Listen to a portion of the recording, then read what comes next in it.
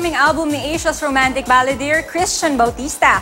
May update din siya sa bagong season ng Kapuso Singing Competition na The Clash! Yan ang chika ni Aubrey Carampel.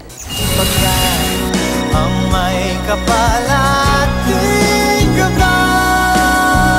Ito ang bagong single na Aking Mahal ni Asia's romantic balladeer Christian Bautista, ang official theme song ng top-rating Kapuso Lacorn series na The Crown Princess. Bahagi raw ito ng bagong album ni Christian sa Universal Records, kung saan siya muling pumirma ng kontrata.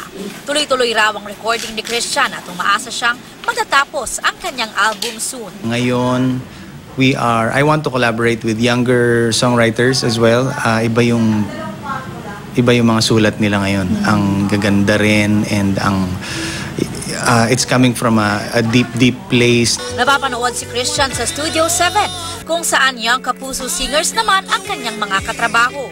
Studio 7 has also become a very, very nice part of my life. I have gained new friends. We're happy na ang dami-daming bago rin na singers, especially the Clashers. Masaya rin daw sila na nadadala nila ang Studio 7 sa iba't ibang lugar.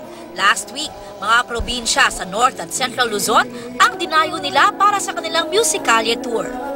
We've gone out for weeks now and nagpapasalamat kami sa mga taga-Dagupan na talagang nanood sa amin. You will watch that episode soon.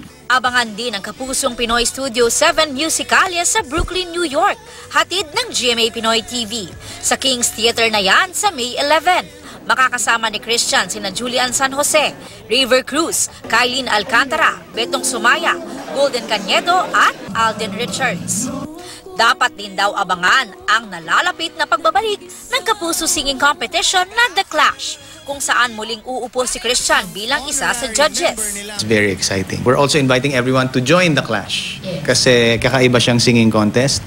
And we're very happy na yung Clashers before is part na agad ng Studio 7. Aubrey Carampel, updated showbiz happenings.